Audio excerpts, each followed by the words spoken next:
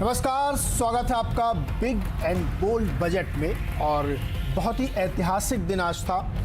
Budget में जो साल भर का लेखा जोखा रखा गया, उसमें बहुत सारी ऐसी स्कीम्स सामने आई जिसको लोग कह रहे हैं कि ये ग्रोथ वाला बजट है, क्योंकि इसमें एक्सपेंडिचर काफ़ी रखा गया है और वो उन सेक्टर्स में, उन क्षेत्रों में किया गया है जहाँ से न सिर्फ रोजगार पैदा होंगे, कैपिटल एक्सपेंडिचर की परिभाषा दी जा रही, यानी एसेट्स क्रिएट होंगे। बहुत सारा पैसा इंफ्रास्ट्रक्चर के ऊपर खर्च किया जा रहा है, बहुत सारा पैसा हेल्थ सर्विसेज के ऊपर खर्च किया जाएगा, बैंकों के क्षेत्र में बहुत सारे काम किए जाएंगे। एक बेड बैंक बनाने की तैयारी है, 2 बैंकों को प्राइवेटाइज किया जाएगा और बहुत सारी पीएसयू यानी सरकारी कंपनियों के एसेट्स को बेचा जाएगा, जो कुछ लॉस मेकिंग है या कुछ की ज़मीनें हैं।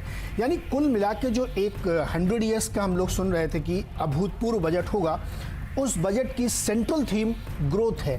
ग्रोथ से जो रोजगार पैदा होंगे, ग्रोथ से आगे की तस्वीर साफ होगी और आप एक इस चैलेंजिंग टाइम में जो कोरोना की वजह से भारत ने झेला है इकोनॉमी में, उससे उबर पाने में सफल होंगे।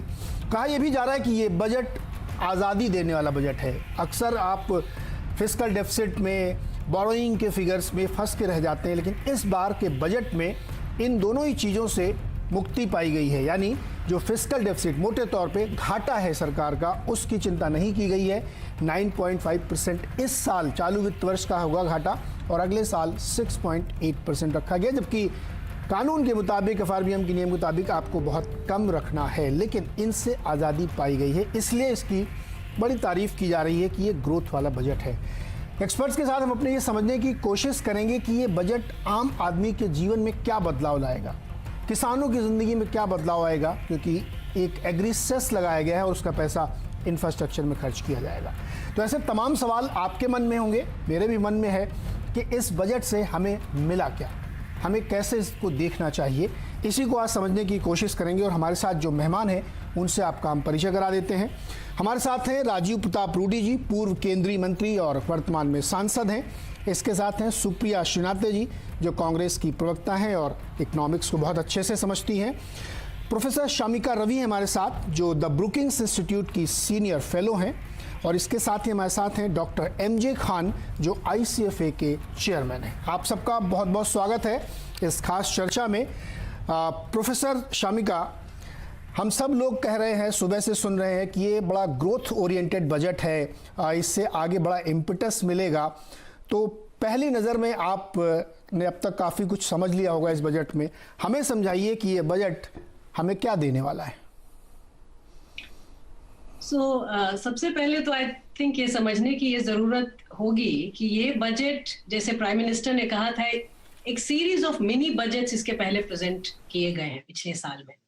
शुरुआत के महीनों में चूंकि पैंडेमिक का इतना डर था और ह्यूमैनिटेरियन क्राइसिस एक किस्म से लूम हो रहा था, उसे एड्रेस करते हुए शुरुआत के सारे अनाउंसमेंट्स वो ह्यूमैनिटेरियन नेचर के थे। इसीलिए बाकी देशों के कंपैरिजन में हम लोगों ने काफी प्रैग्मेटिक तरीके से इकोनॉमिकली इसको हैंडल किया और अब टाइम था कि अब एक्सपेंशन, जो फिस्कल एक्सपेंशन की जो बात हो रही थी, वो इस बजट में आना था। तो एक किस्म से जो एक्सपेक्टेशन सेट की गई थी, ये बजट उस पे खरा उतरा है।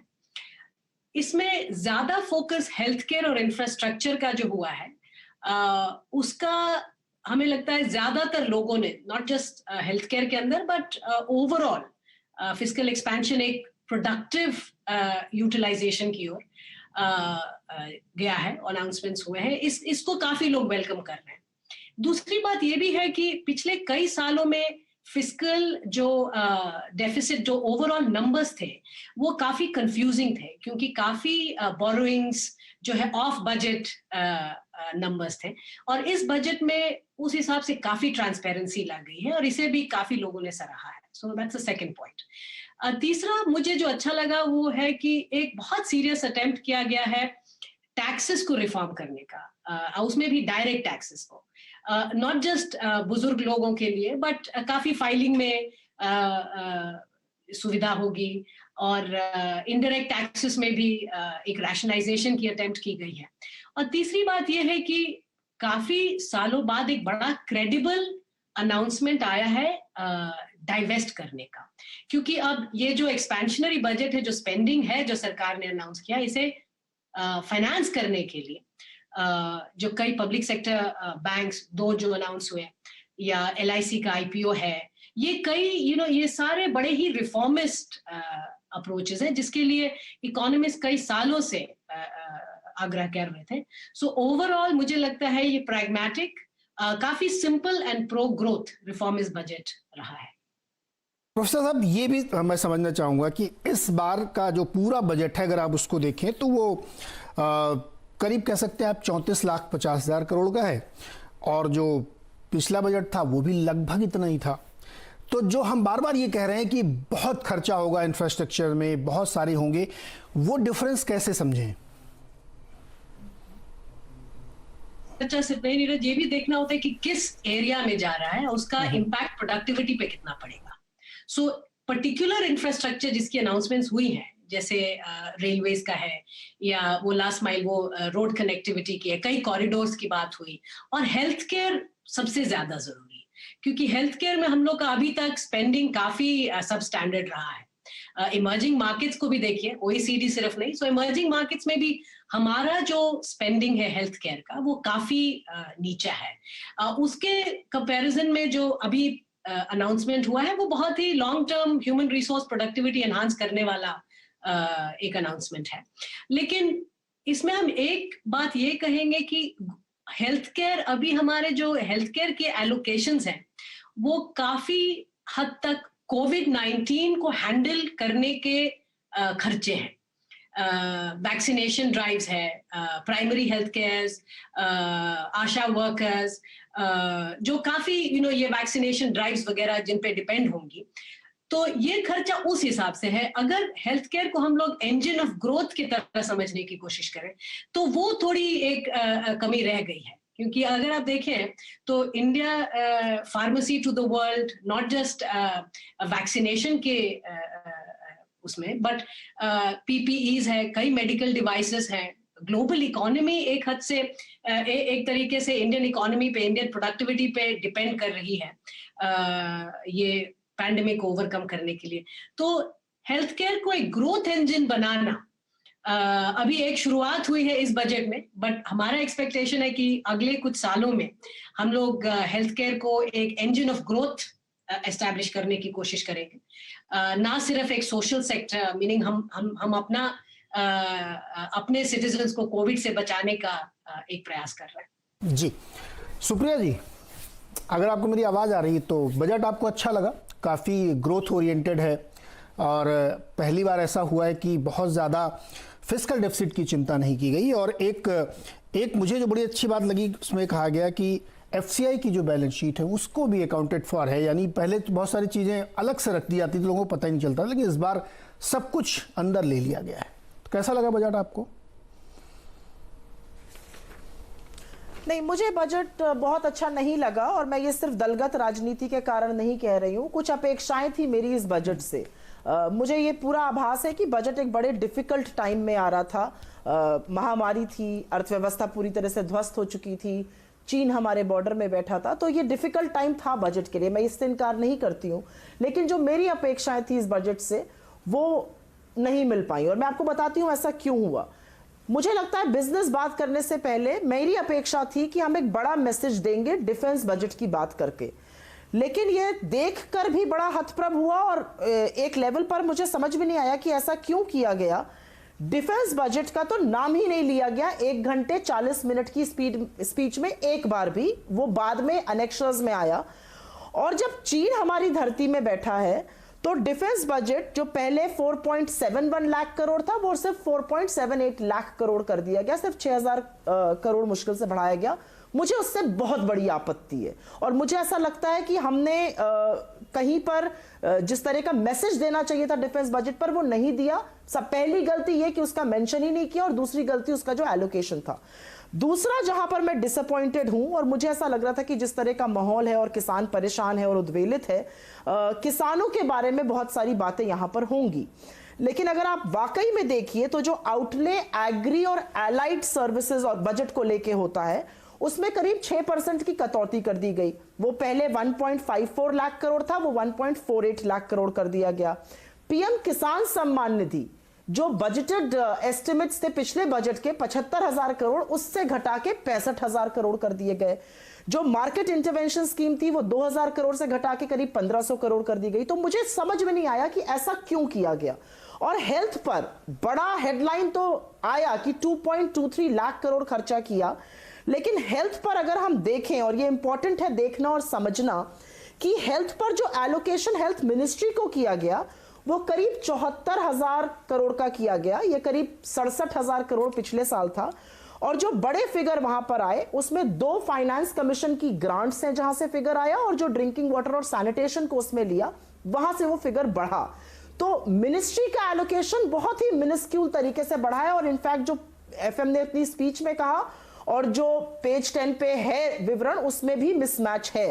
तो मुझे बजट से जो अपेक्षाएं थी कि इन 3 चीजों पर बजट बड़ा काम करेगा, उस पर नहीं किया। और मेरी सबसे बड़ी चिंता, मैं फिर से कहूंगी, बजट को लेकर यह है कि मांग को इमीडिएट बढ़ाने का या इमीडिएट नौकरी क्रिएशन करने का सुई बराबर काम इसलिए नहीं हुआ है क्योंकि जो इंफ्रास्ट्रक्चर प्रोजेक्ट्स भी अनाउंस किए गए हैं उसमें भी टेंडरिंग होने में भी 8-9 महीने लग जाएंगे।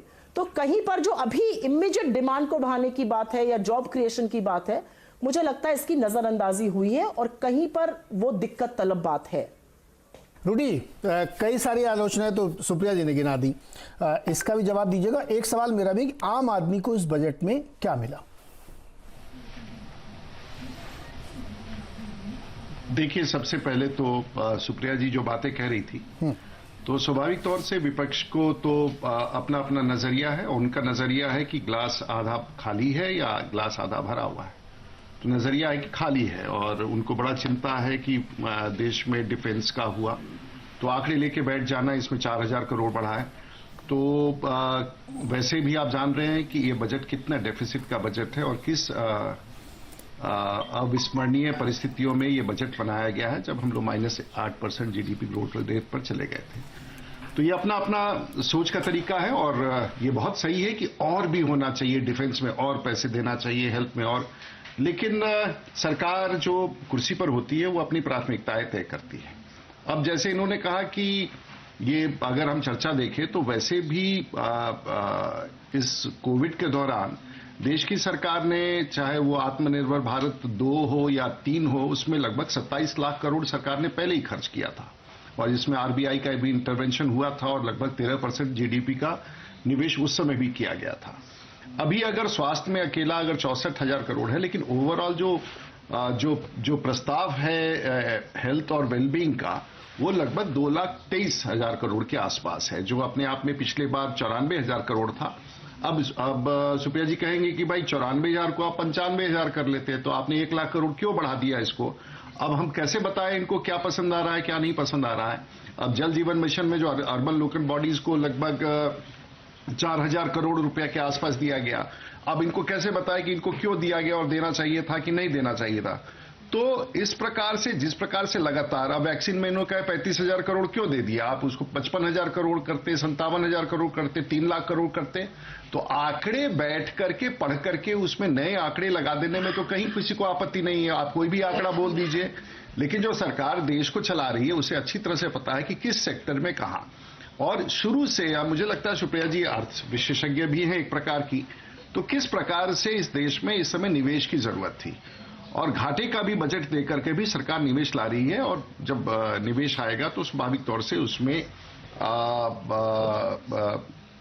इकोनॉमी में ग्रोथ दिखेगा, एम्प्लॉयमेंट दिखेगा, और कई सारी योजनाएं हैं। जैसे नई नई योजनाओं के बारे में सरकार ने बात किया, जो एसेट मोनेटाइजेशन की बात की है कि भाई एनएचएआई को हम 5,000 किलोमीटर सड़क अलग से दे देंगे, उसको मोनेटाइज करेंगे, या पीजीएसीआई को हम दे देंगे, रेलवेज को कहा गया मोनेटाइज करके।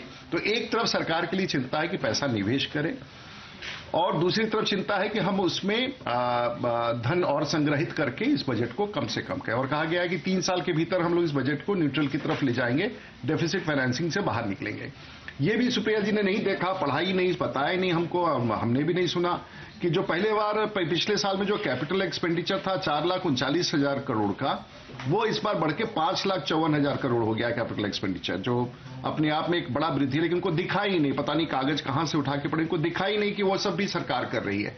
तो आप वही पन्ना पढ़िए जिसको आपको पढ़ना हो, जो पढ़ना नहीं हो लेकिन देश के जो बताना हो। तो विपक्ष का तो काम ही होता है कि थोड़ा नेगेटिव बोले, नहीं तो आपका अस्तित्व भी समाप्त हो जाएगा। फिर आपको लोग कहेंगे इनको तो कुछ पता ही नहीं है। तो ये सब राज्य सरकारों को भी कहा गया है कि उनके लिए 2 लाख करोड़ अलग से निकाला गया है। जो 15वें वित्त आयोग का जो सलाह है उसमें जो 40% राज्यों को जाना है, उसको देने के बाद देश की सरकार इतना कर रही है। तो मोटे तौर से वो सब भी पन्ना पढ़ लेती तो अच्छा रहता, सब लोग सुन जाते। लेकिन अब दिक्कत है कि किसानों के बारे में बड़ी चिंता है। तो देश भर के किसान अकेले दिल्ली के अगल बगल नहीं रहते, देश भर के किसान देश भर में रहते हैं। और अगर राष्ट्रीय उच्च पथ का निर्माण हो, मुंबई से लेकर कन्याकुमारी तक का निर्माण हो, अब तमिलनाडु में सड़क का निर्माण हो, केरल में सड़क का निर्माण हो, असम में सड़क का निर्माण हो, तो स्वाभाविक तौर से इनका नहीं होना चाहिए था, कहीं और होना चाहिए था। उसका तो कोई तत्व और कोई तर्क नहीं दिया सकता है। वेस्ट बंगाल को 25,000 करोड़ नहीं मिलना चाहिए था। तो इसका कोई सीमा नहीं है। आपको किस चीज में अच्छा लगा या बुरा लगा, देश के लिए क्या अच्छा होगा या बुरा होगा, अच्छा लगा या नहीं होगा, देश के लिए अच्छा, ये सरकार की जिम्मेवारी होती है। देश के प्रधानमंत्री उसी प्रकार से चिंतित है। और मैं समझता हूं कि मोटे तौर से, और इसका रेसिपी बड़ा भिन्न है, ये एक सिंगल रेसिपी से देश की सरकार के सभी समस्याओं का निदान नहीं हो सकता। और कुछ कई योजनाएं हैं 5 वर्षीय हैं, कोई योजनाएं 3 वर्षीय हैं।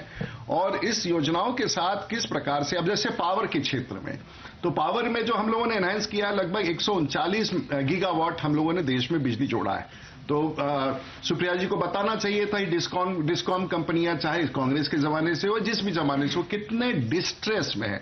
तो सरकार उनमें कैपिटल भी इन्फ्यूज करना चाह रही है, उनके लिए रिफॉर्म्स भी लाना चाह रही है।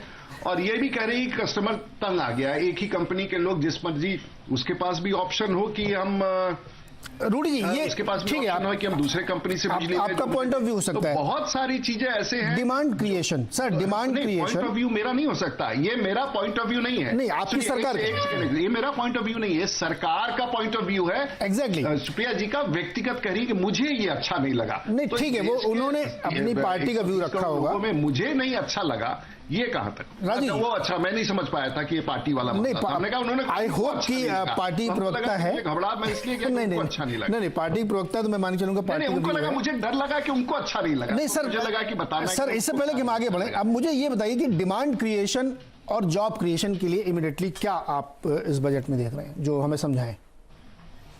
देखिए, मैं तो कोई अर्थ विशेषज्ञ नहीं हूं, लेकिन इतना जानता हूं कि जहां इन्वेस्टमेंट आता है वहां प्रोडक्टिविटी बढ़ता है, जहां प्रोडक्टिविटी बढ़ता है वहां एम्प्लॉयमेंट आता है। ये तो सामान्य इकोनॉमिक्स है। तो अगर सरकार कैपिटल आउटले बढ़ा रही है, रोड सेक्टर में बढ़ा रही है, इंफ्रास्ट्रक्चर में बढ़ा रही है, मरीन क्षेत्र में काम कर रही है और बाकी रिफॉर्म्स ला रही है और बैंक्स को रिकैपिटलाइज कर रही है, तो निवेश के लिए वैसे सामान्य परिस्थितियां उत्पन्न कर रही है ताकि देश के लोग इस पैसे का निवेश हो सके। और उस निवेश से चाहे 1,000 करोड़ रुपया सोलर में खर्च कर रही हो, 1,500 रेडा को दे रही हो, इंश्योरेंस में अमेंडमेंट कर रही हो, 2 बैंक को प्राइवेटाइज करके उसको कैपिटलाइज करके, और भी, तो ये सब सरकार तो तय कर रही है। अब इसमें एम्प्लॉयमेंट की योजना तो अलग से होती नहीं है, एम्प्लॉयमेंट तो देश की सरकार की नीतियों पर होती है। कोई एम्प्लॉयमेंट का योजना तो होता नहीं कि इतना पैसा और इतना रोजगार बिना काम के दे देंगे। सरकार ने एक बड़ा अच्छा काम किया, जो भी निवेश हो रहा है वो ड्यूरेबल एसेट्स में, सोशल एसेट्स में क्रिएशन हो रहा है, जिसके कारण अब हेल्थ में ही अगर आप देहात में हम लोग जाते हैं, ना प्राइमरी क्रिटिकल केयर है हमारे पास, ना सेकेंडरी, ना टर्शियरी, देहात वहात में लोग ऐसे ही बेचारे रहते हैं। तो कहने का मतलब ही सरकार नीतिगत तरीके से कभी सड़कों की तरफ बढ़ती है, कभी बिजली की तरफ बढ़ती है, कभी, अब इस पर हेल्थ हमारे लिए चुनौती है।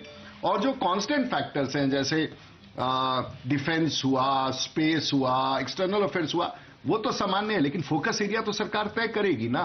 तो फोकस एरिया अगर आपको पसंद नहीं आया कि सरकार ने क्यों तय किया, तो जब आपकी सरकार बनेगी तो आप फोकस एरिया तय कीजिएगा। अभी तो हमारी सरकार है और इसको आप एरोगेंस नहीं कहिए, लेकिन हम लोगों ने अच्छे ढंग से पढ़ के और हमारे देश के प्रधानमंत्री ने निर्देश दिया है, समीक्षा की है और जो कमियां थी उसको दूर करेंगे। और कोई हमारा यहाँ पर समाप्ति नहीं है जो एसेट मॉनिटरिंग। नहीं ठीक है, ये तो ऑनगोइंग प्रोसेस है। रिफॉर्म्स के बारे में कहें, बिल्कुल। डॉक्टर खान भी हमारे साथ जुड़े हुए हैं। नहीं ठीक है, ऑनगोइंग प्रोसेस। बता दूं, आप किसान, हाँ नहीं, एक किसान वाला बता के फिर मैं छोड़ दूंगा आपको। हाँ। जैसे इन्होंने कहा किसान की बड़ी चिंता है, तो 13-14 में अगर आप छोटा सा एमएसपी के बारे में, एमएसपी का 1.5 गुना और जो भी हमारा लागत होता है उसका 1.5 गुना कैसे देते हैं इसको समझिए। अब जैसे गेहूं का फसल था तो 13-14 में हम लोगों ने किसानों को 33,000 करोड़ रुपया दिया, 19-20 में 62,000 करोड़ रुपया दिया और 20-21 में 75,000।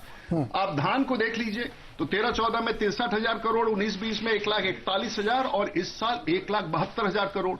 वो तो गया किसानों के पास। आपके जमाने में तो इतने पैसे जाते नहीं थे। तो कहने का मतलब है चाहे वो पल्सेस हो या कॉटन में अगर 26,000 करोड़ गया तो किसानों के पास गया।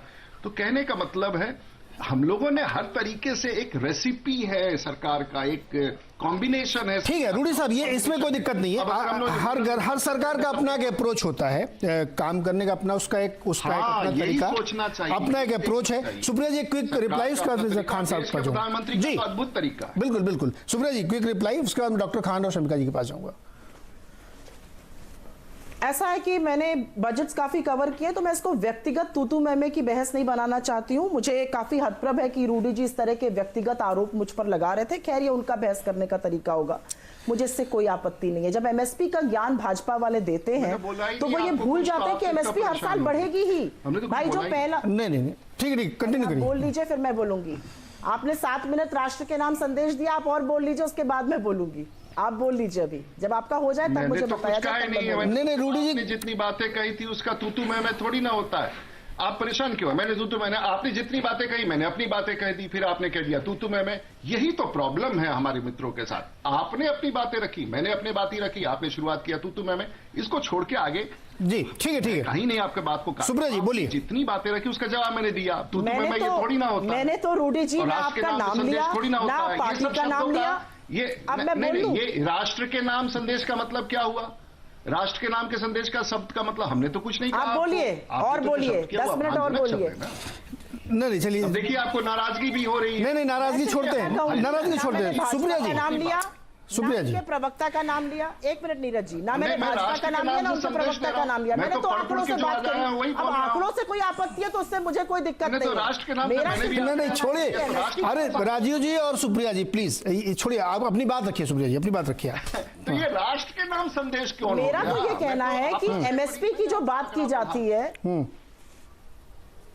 हाँ मैंने आपका 50 बार नाम नहीं लिया था जितना आपने मेरा लिया था, इसलिए आपको बताना चाह रही हूँ। खैर बोलिए, ये 2 शब्द गलत। एमएसपी की जो बात करते हैं भाजपा वाले, वो ये भूल जाते हैं कि एमएसपी हर साल बढ़ेगी ही। जब देश का पहला बजट प्रस्तुत हुआ था तो 197 करोड़ का बजट था, 23 करोड़ का डेफिसिट था जब शेट्टी जी ने प्रेजेंट किया था। इसमें कौन सी बड़ी बात है? एमएसपी लगातार बढ़ेगी। मेरा दूसरा कहना यह है कि जो टोटल एक्सपेंडिचर है, और ये यहीं से निकाले, आप ही के बजट के फिगर्स हैं, टोटल एक्सपेंडिचर सरकार का रिवाइज्ड एस्टिमेट 2021 में 34.50 लाख करोड़ था, वो 34.83 लाख करोड़ हो गया। ये बड़ा पोल्ट्री इंक्रीज है एक्सपेंडिचर में। तो इधर उधर की बातें मत करिए, आंकड़े आप ही के कोट किए जा रहे हैं, उस पर सवाल का जवाब दीजिए। और मैं ये जरूर कहना चाहती हूं कि हेल्थ इन्वेस्टमेंट की जो बात करी जा रही है उसमें हेल्थ मिनिस्ट्री को बहुत मिनिस्क्यूल इंक्रीज दिया जा रहा है। इसमें आप प्लीज मत बरगलाइए लोगों को। और निवेश कहां से होगा इसकी तो बात करनी पड़ेगी ना। हमारे अस्तित्व पे सवाल करके आप निवेश नहीं करा देंगे। निवेश तब होगा जब प्राइवेट और पब्लिक इन्वेस्टमेंट होगा। कहां से हो रहा है वो ये बताइए आप। क्यों नहीं एक नौकरी बन रही है? कैसे मांग बढ़ेगी बजट में? 8 महीने बाद तो टेंडरिंग होगी एनएचएआई की। सुप्रिया जी नाराज मत होइए, सुनिए मेरी बात। आपने कहा कि मुझे लगता है कि 1 साल से मैं नाराज नहीं होती हूँ। मैं क्यों नाराज होंगी? आप 50 बार मेरा नाम लेंगे, मुझे तो अच्छा लगेगा। प्लीज नाम लीजिए, मैं क्यों नाराज होंगी? मैं तो बड़ी खुश, मैंने बहुत बजट पढ़े सर, तो मुझे तो अच्छा लगता है बजट पे बात करना। आप लोग तो बात करनी चाहिए। मेरा सिर्फ ये कहना है, व्यक्तिगत हमारे अस्तित्व की बात, अपने अस्तित्व की बात। अच्छा सुन तो लीजिए गरिमा से। अरे सुन तो लीजिए भाई, भद्रता से अगर करिए तो अच्छा रहेगा। आप मुझसे बड़े हैं, आप मुझसे भद्रता से पेश आएंगे। मैं आप अरे सुप्रिया जी आप थोड़ा शांत हो जाइए ना प्लीज। रुकिए, दोनों लोग रुकिए। नहीं प्लीज सुप्रिया जी, आप दूसरे की बात सुन ही नहीं रहे हैं। आप बाहें क्यों चढ़ा रही हैं? मैंने बात तो सुनिए ना। मैं आपसे रिक्वेस्ट कर, मैं कह रहा हूँ कि देश में 1 साल आपने कहा कि भाई 3 लाख। अरे बाप रे, कैसी बात कर रहे हैं आप? नहीं मैं तो आप सुप्रिया जी प्लीज, अच्छा राजू जी एक मिनट रुकिए, राजू जी रुकिए, राजू जी आप भी रुकिए, राजू जी प्लीज मेरी रिक्वेस्ट रुकिए। आप तो लोग एक दूसरे की बात नहीं सुन रहे। व्यक्तिगत नहीं, हम नहीं व्यक्तिगत नहीं है सुप्रिया जी, कोई व्यक्तिगत डिबेट नहीं है इसमें। नहीं, डॉक्टर खान के पास चलते हैं। नहीं, आप दोनों लोग प्लीज, मेरी रिक्वेस्ट है कि आप दोनों लोग प्लीज हो जाइए, डॉक्टर खान के पास चलते हैं। बहुत देर से उनके पास मैं गया भी नहीं हूँ।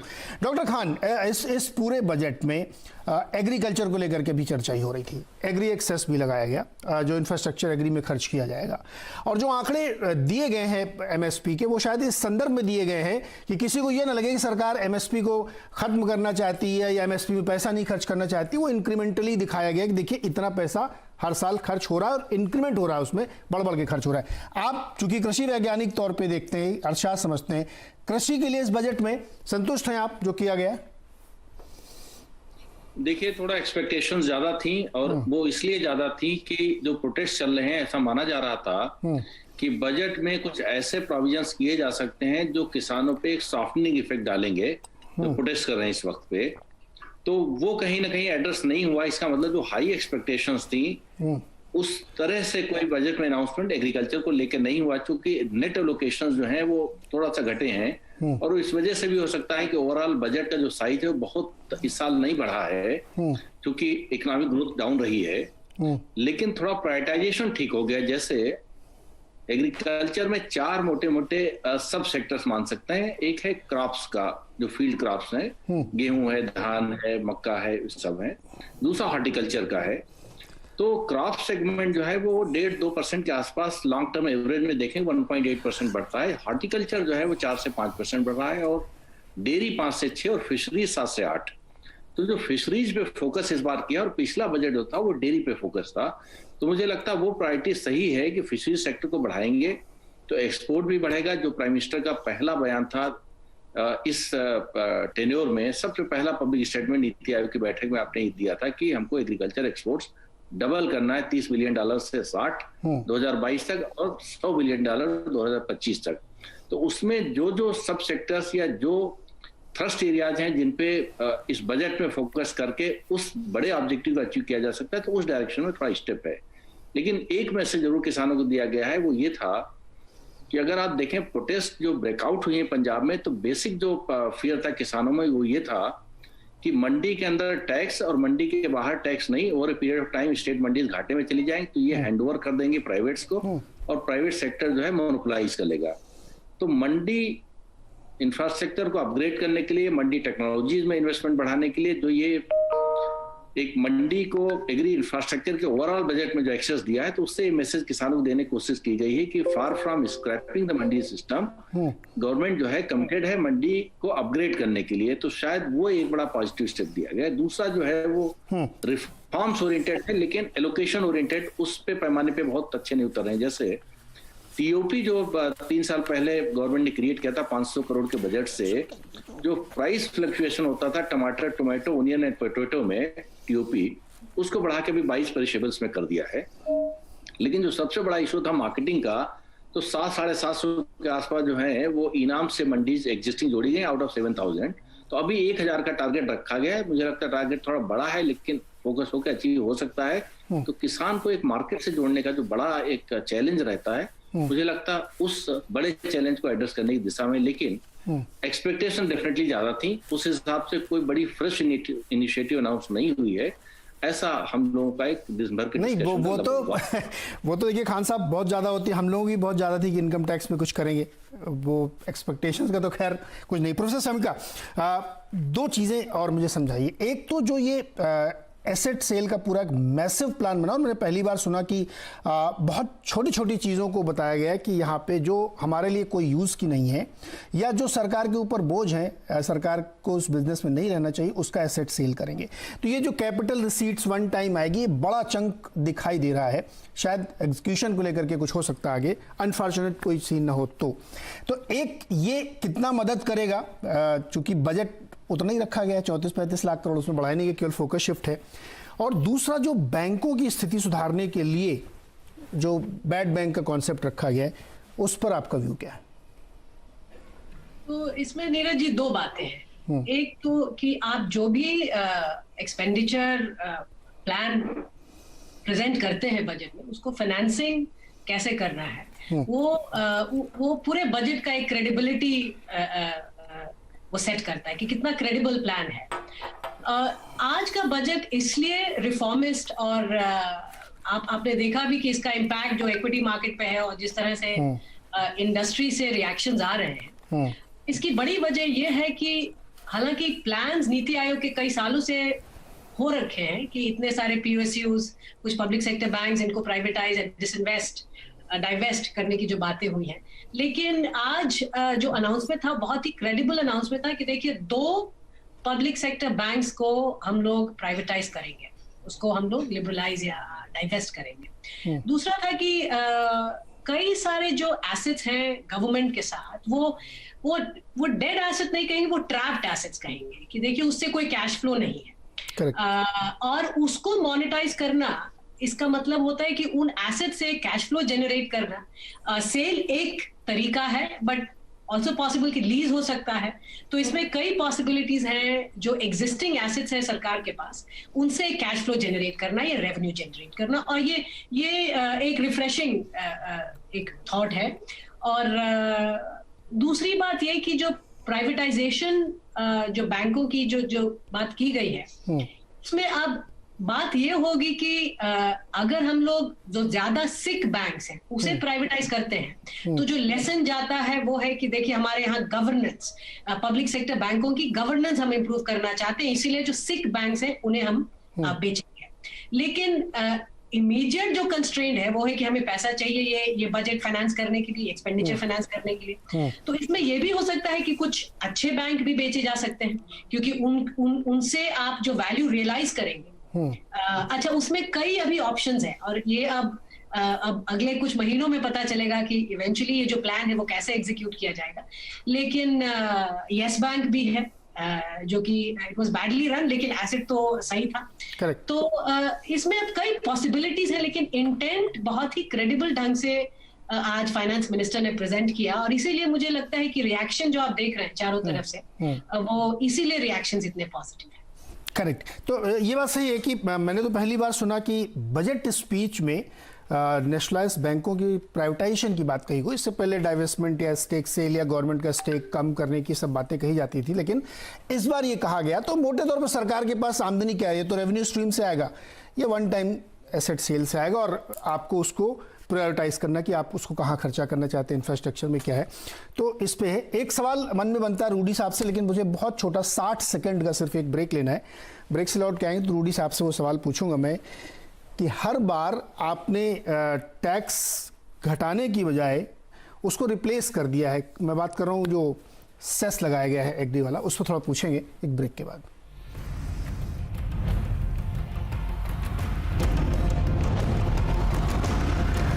सारे ऐसे परिवर्तन किए गए जो नेवर बिफोर कह सकते हो। रूडी साहब, मैं आपसे एक सवाल पूछना चाह रहा था। मेरा सवाल ये था कि एग्री सेस लगा दिया गया एक, और ये कहा गया कि उससे नेट इम्पैक्ट आम आदमी के ऊपर नहीं पड़ेगा क्योंकि हमने बेसिक कस्टम ड्यूटी घटा दी है। बहुत अच्छी बात है साहब, बराबर हो गया, तो हमारे जीवन में कोई फर्क नहीं पड़ा।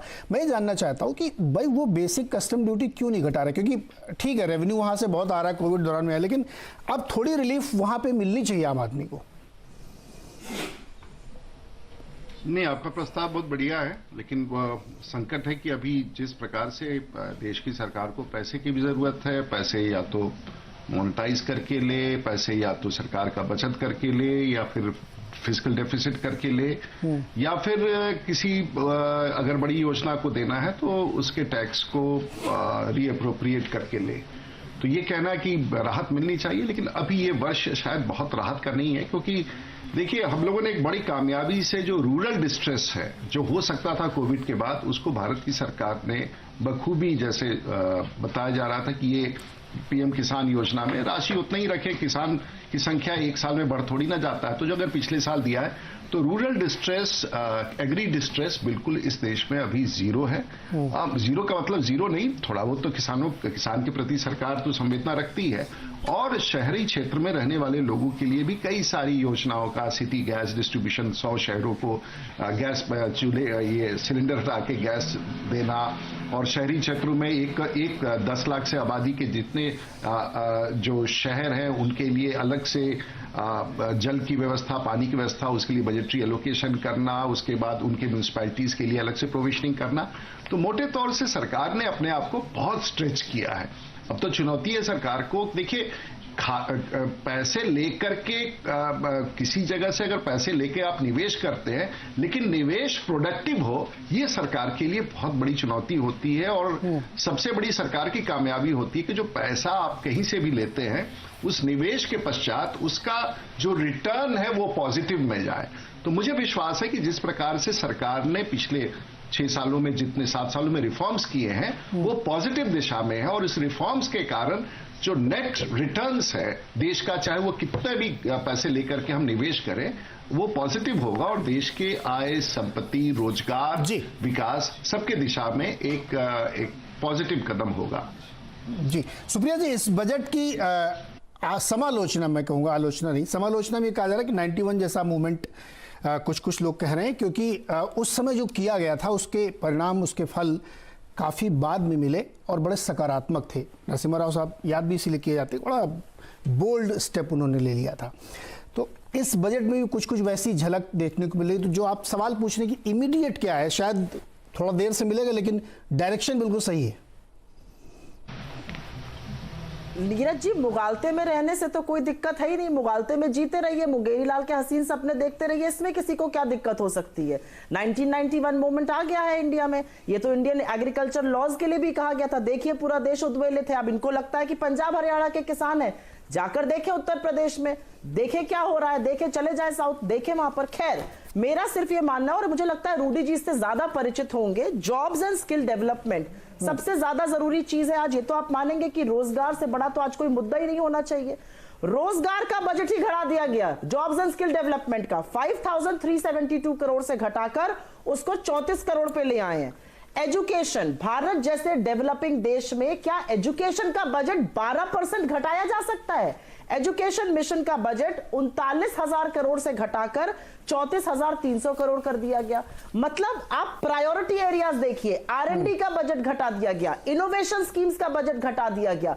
हम विश्वगुरु बिना R&D के, बिना शिक्षा के, बिना इनोवेशन के बनेंगे। हम विश्वगुरु jobs and skill development fund घटाकर बनेंगे। ये तो प्रायोरिटी है। तो जो आप 1991 मोमेंट कहते हैं उसको सेंसेक्स को देखकर मत कहिए। सेंसेक्स और जमीनी इकोनॉमिक फंडामेंटल्स का कोई नाता नहीं है। ये मुझसे बेहतर आप जानते हैं, हम दोनों लोगों ने सेंसेक्स को जबरदस्त तरीके से ट्रैक किया है। तो सेंसेक्स जो करता है और जिस तरह की उछाल और धड़ाम होता है वो एक्चुअल इकोनॉमी से बिल्कुल सेपरेटेड है। सेंसेक्स को देख के कहना कि बहुत बढ़िया बजट है, मुझे लगता है कि अपने आप में थोड़ा त्रुटिपूर्ण होगा, अगर बिल्कुल मुंगेरी लाल के हसीन सपने नहीं हुआ तो। रूडी साहब तो स्किल के मिनिस्टर में रह चुके हैं। रूडी साहब जवाब दे दीजिए सर।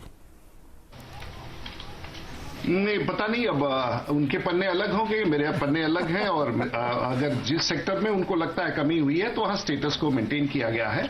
और जहां तक अगर अर्बन डेवलपमेंट देखें तो 54,000 crore, health and family welfare अगर 2,73,000 करोड़, एजुकेशन में 93,000 करोड़, रेलवेज में 1,10,000 करोड़, रोड ट्रांसपोर्ट में 1,18,000 करोड़। सुन लीजिए, परेशान मत होइए।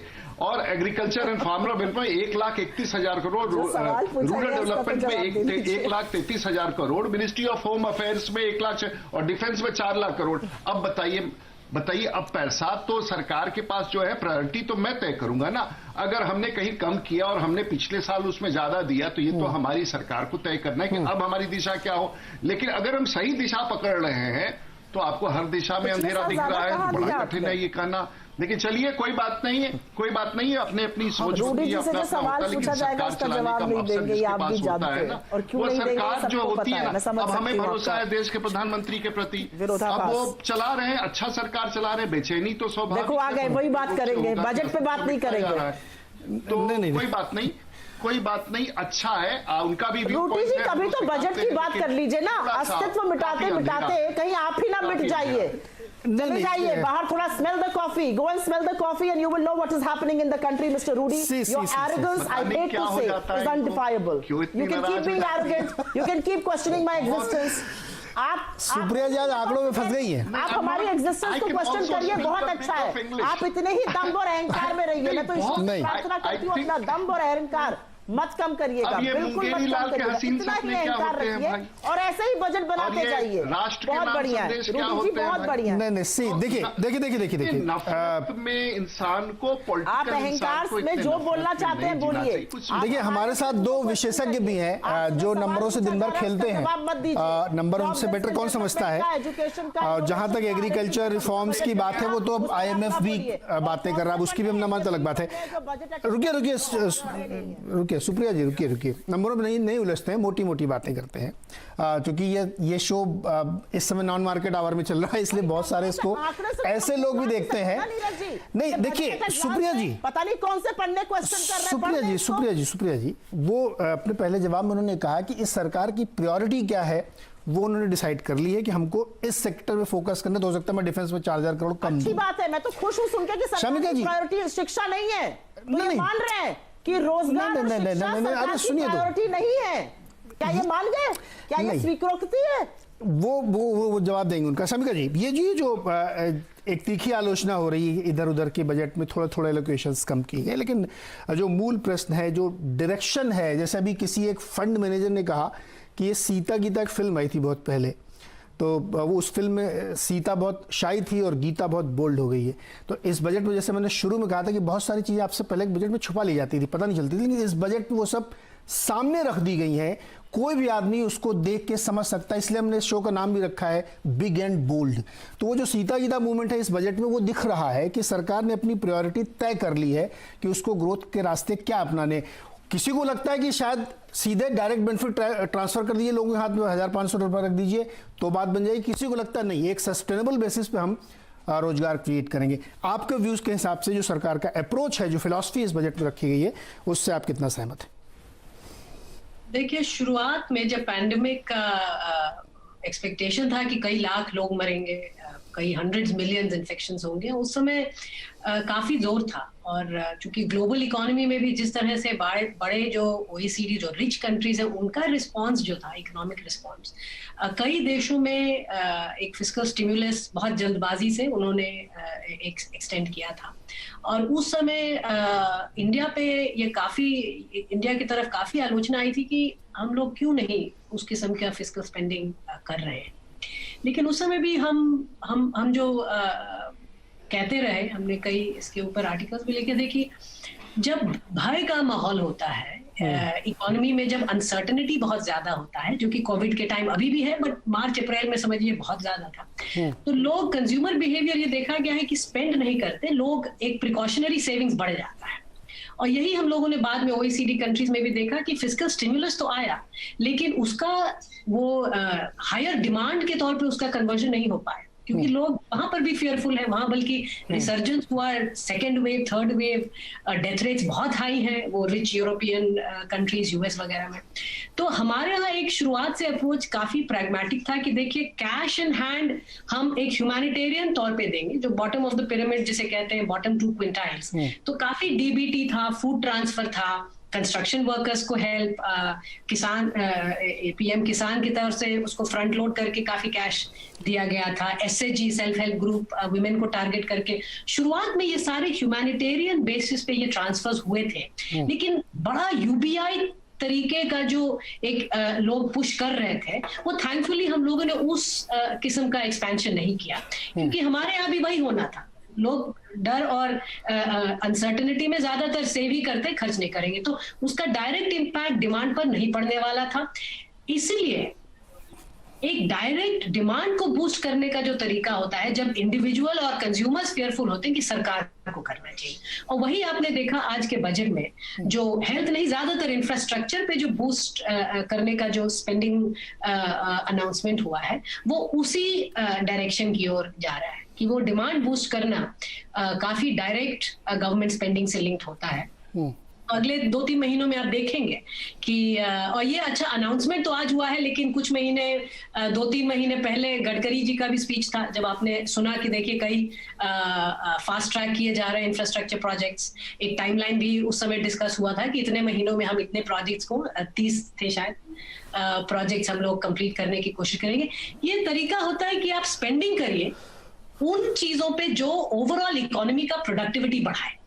और इससे जो है जब आप स्पेंड करेंगे तो ओवरऑल डिमांड बूस्ट होता ही है। तो ये एक बेटर तरीका है हमारे जैसे इकोनॉमीज। हम लोग कई बार हम लोग कंपेयर करते हैं अपने आप को रिच एफ्लुएंट कंट्रीज के साथ, लेकिन ये भूलना नहीं चाहिए कि हमारा $2100 जो हमारा सालाना पर कैपिटा इनकम है, मतलब हम लोग बस एक लो मिडिल इनकम कंट्री है। और उसी हिसाब से जो बजट भी है, एक्सपेक्टेशंस, वो ग्रोथ ओरिएंटेड तो है लेकिन प्रैग्मेटिक भी है। ऐसा नहीं कि जब पैसा नहीं आप स्प्लर्ज कर दीजिए, क्योंकि उससे एक सरकार, इकोनॉमी, सबकी क्रेडिबिलिटी लॉन्ग टर्म सफर करती है। राइट ये बड़ा अच्छा पॉइंट रखा, क्योंकि ये जैसे रूडी साहब कह रहे हैं कि अप्रोच की बात है। जी मैं आ रहा हूँ, मैं आपके पास रहा हूँ। खान साहब से एक सवाल ले लूँ, उसके बाद फिर आप दोनों के साथ ही लूँगा। खान साहब, एग्रीकल्चर की काफ़ी हम लोगों ने बात की और आपने कहा कि कुछ बहुत ज़्यादा एक्सपेक्टेशंस थी, वहाँ पर कम हुई, लेकिन कुछ सेक्टर में की। क्या ये एक वक्ती ज़रूरत नहीं थी कि जिसको किया सरकार ने कि एक बड़ा शिफ्ट किया जाए एग्रीकल्चर में, जहाँ क्रॉप पैटर्न चेंज हो, काम करने के तरीके बदलें, नया इंफ्रास्ट्रक्चर क्रिएट हो? क्योंकि उसी ढर्रे पे खाली पैसे देते रहो, उससे कुछ नहीं होता है। You need to change basic changes.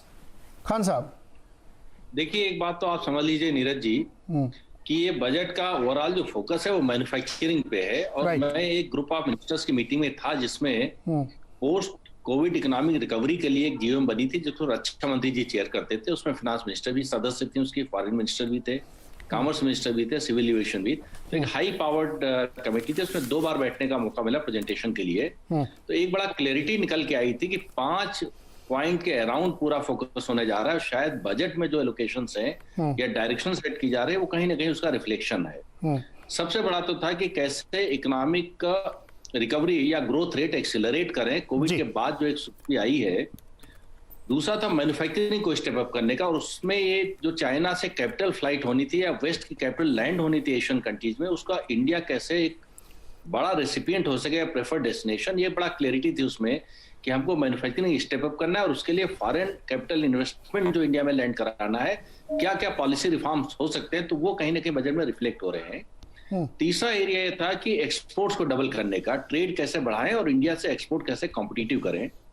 और चौथा एरिया था कि एम्प्लॉयमेंट कैसे, जो चूंकि कोविड का लॉसेस के मद्देनजर बैठकें चल रही थी, केपीएमजी का प्रेजेंटेशन था, तीनों चैम्बर्स का प्रेजेंटेशन थे, तो ये डिस्कशन में आ रहा था कि भाई हमको जॉब लॉसेस जो है वो उससे कैसे बाहर निकलना है और किस तरीके से एम्प्लॉयमेंट एक्सेलरेट करना है सर।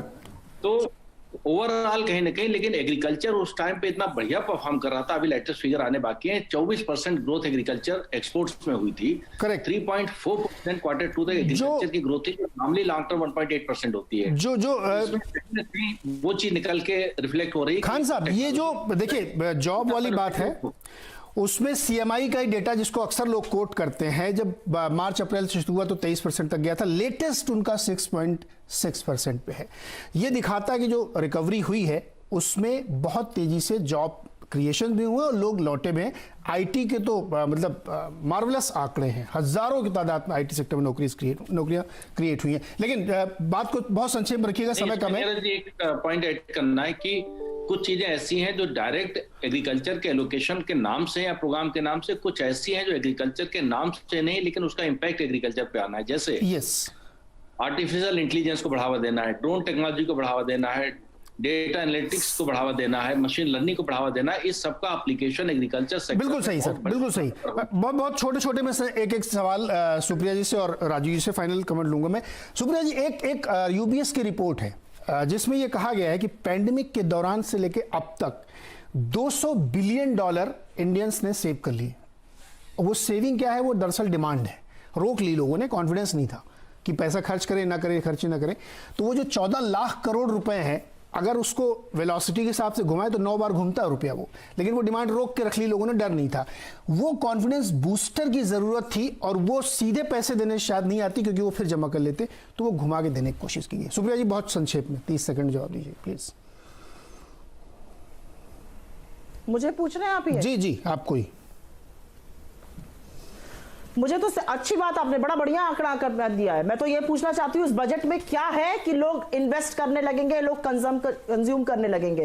कंजम्पशन हमारी जीडीपी का 60% हिस्सा है। क्या किया है इस बजट ने कंजम्पशन को बढ़ाने के लिए, इसी का जवाब दे दें। और मैं एक बात और कहूंगी, इंपोर्ट ट्रेड बैरियर्स बढ़ाकर आप एक्सपोर्ट को भी चौपट कर देंगे। ऑलरेडी आपने उनकी अंत्येष्टि लिख दी है। राजीव जी, दोनों सवालों को बहुत संक्षेप में जवाब सर। बहुत संक्षिप्त में देखिए, जब कोविड का सिचुएशन आया तो वो शॉर्ट टर्म मेजर्स थे और सरकार ने उस समय पीएम गरीब कल्याण योजना से 2,76,000 करोड़ तुरंत लोगों तक पहुंचाया। 800 मिलियन लोगों को खाना खिलाया, 80 मिलियन परिवारों को फ्री गैस का कनेक्शन दिया। उसके बाद दूसरा स्टेज आया, जब उसके बाद 27 लाख करोड़ सरकार ने आत्मनिर्भर भारत 2 और 3 में 27 लाख करोड़, और आज हम 12 लाख करोड़ अलग डिफिसिट पर है। अगर आप देखें तो पूरा निवेश अप्रत्याशित तौर से गया है, और ये तब तक है जब तक लोग इस निवेश के बाद अपना पैसा, जो आपने ठीक कहा, जो लोगों ने सेविंग्स में रखा है या उन्होंने इन्वेस्टमेंट नहीं किया है, ये अब बहुत बड़ा जो उसका खुलने का है, उसका रास्ता सरकार ने कॉन्फिडेंस दे करके खुद घाटे में जाके, कर्ज में जाकर के एक रास्ता किया है। शायद ये जो कोई समझ सकेगा कि कितना amount of money which has been infused. Rajiv ji, समय खत्म हो गया है। Revive the economy and to make it vibrant is something phenomenal. ये बहुत ही बड़ा चीज है। समय खत्म हो गया। मैं माफी चाहूंगा, समय मेरा खत्म हो गया है। माफी चाहूंगा, समय बिल्कुल खत्म हो गया। अभी ऐसी बहुत सारी हम लोग डिबेट्स करेंगे, समालोचना करेंगे, आलोचना करेंगे, अलग अलग विषयों पे बात करेंगे। ये एक्सपोर्ट वाली बात जो सुप्रिया जी ने रखी है, एक सेपरेट 1 घंटे की डिबेट मांगता है कि हम अपने एक्सपोर्ट को कैसे मजबूत करें। लेकिन हर सरकार का अपना एक अप्रोच होता है काम करने का। इस सरकार का अप्रोच ये है कि हम पहले दूसरी साइड से आके पुश करें, जिससे डिमांड क्रिएट हो, क्योंकि डायरेक्ट पैसे देने से शायद लोग सेव कर लेते हैं। तो कॉन्फिडेंस बूस्ट करना और उसके जरिए डिमांड लौटाना इकोनॉमी में शायद इनको बेहतर तरीका लगा। चलिए, खैर, इसको हम लोग समय समय पे असेस करते रहेंगे कि इसके क्या इंपैक्ट हुए। बहुत बहुत शुक्रिया हमारे साथ जुड़ने के लिए, हमारे दर्शकों को इतनी क्लैरिटी देने के लिए, और देखते रहिए CNBC आवाज़।